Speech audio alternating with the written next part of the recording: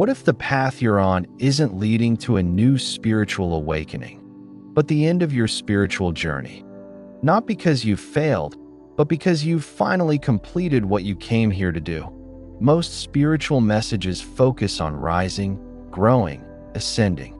But there's a lesser-known experience when your soul isn't climbing anymore. It's stepping off the staircase completely. In this video, we're going to share 13 signs that you're not preparing for more lifetimes, more lessons, or more seeking, but that you're quietly exiting the cycle altogether. This isn't about ego. It's not about graduation. It's about surrender. And if these signs resonate, you may not be waking up. You may be going home. Part 1. You don't feel like you're expanding. You feel like you're closing. Spiritual growth often feels like expansion, becoming bigger, brighter, more aware. But for you, it's the opposite. You're folding in, like a book closing after the last page. There's no panic, no rush to learn more. You feel full, complete, not in a prideful way, in a quiet, almost melancholy way. As if your presence here has served its purpose. And now, the energy is folding back into itself. This isn't stagnation, it's return. Part 2. Your dreams are showing you endings, not new paths. While others dream of new love, adventure, or breakthroughs, your dreams are filled with symbols of endings. Empty houses, trains pulling away, roads that fade into light. You often wake up with a feeling that something has closed, even if you can't name it. These dreams aren't warning signs, they're gentle reminders. Your soul is slowly detaching from this realm, and it's letting you know through the only language it still trusts: symbols.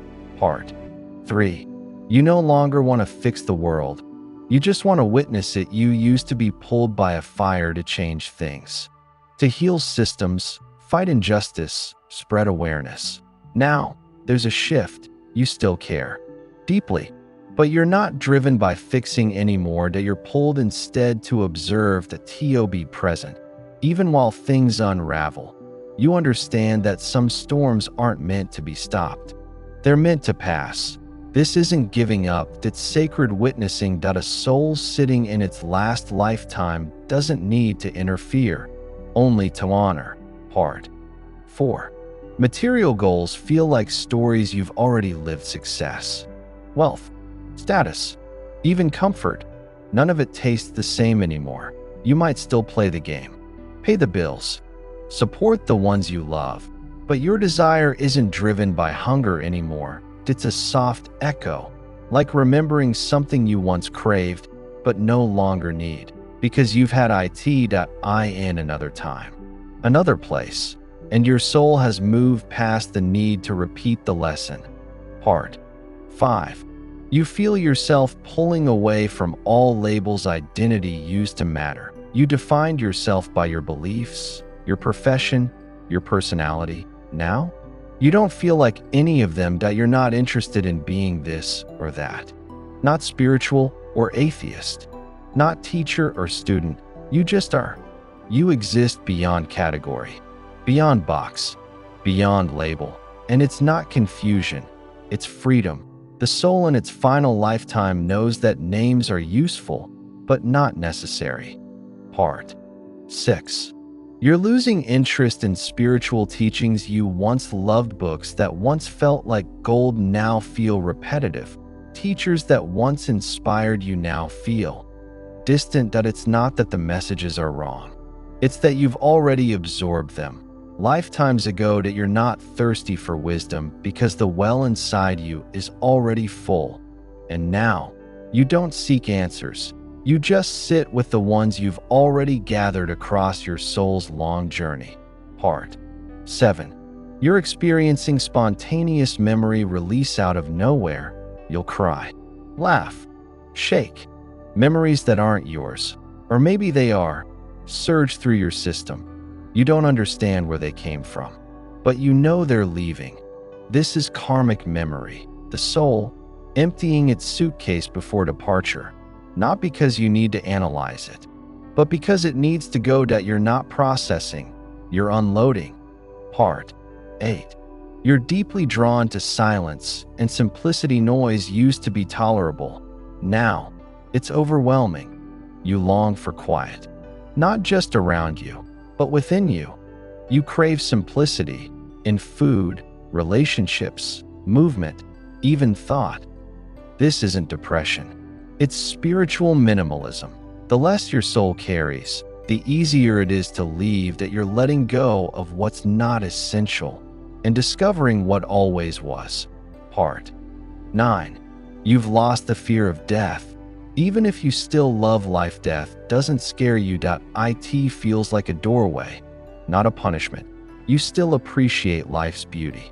You still laugh, cry, love deeply. But the fear of what happens after is gone, because somewhere, in some deep corner of you, you remember. You remember that death isn't an end, it's a return, and you're not resisting it. You're slowly walking toward it with reverence, not fear. Part 10. Time feels like a mirage. Days blur. Weeks vanish. You lose track, not because you're disorganized, but because your soul is slowly detaching from linear time. You no longer feel the calendar. You feel energy shifts. Soul seasons. Subtle weather patterns in your consciousness. That it's not disorientation, that it's transition, that you're slipping out of clock time because you're moving into soul time. Part 11. People sense something ancient in you. Strangers open up to you without knowing why. Children stare at you like they recognize something. Elders treat you like an equal, even if you're half their age. You don't carry your age, you carry your essence. And it's older than you know. That you're not just an old soul. You're a finishing soul, and others feel it, even if they can't explain it. Part 12. You no longer ask, what's next? You ask, what's left? You're not chasing the next big thing. That you're checking in with what still needs closure. Old wounds, unfinished apologies, final offerings. That you're guided not by ambition, but by completion. You know this isn't about building more, but it's about finishing gently. The last chapter of a long book doesn't scream. It whispers. Part 13. You feel a sacred sadness you can't explain. There's a soft ache that moves through you sometimes. Not depression, not despair, but a soulful melancholy. If you're already saying goodbye to people, to moments, to this place. And you are, because your soul knows it's almost time.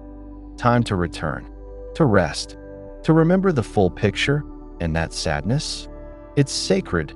Not because something is ending in failure, but because it's ending in peace. If you've resonated with even a few of these signs, know this: you are not broken, you are not lost, you are not behind in your journey. You are simply in a different phase, not of growth, but of gentle departure.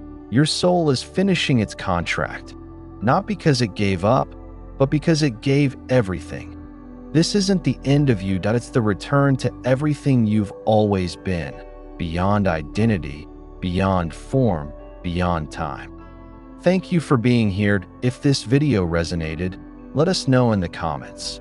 And if you're ready for more, not more information, but deeper confirmation, watch the recommended video on your screen now. Until next time, walk gently. You're almost home.